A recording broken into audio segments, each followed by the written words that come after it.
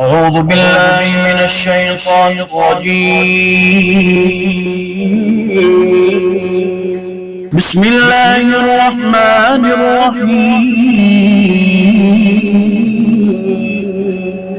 وقضى ربك ألا تعبدوا إلا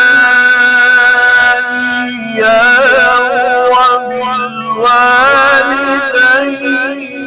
إحسانا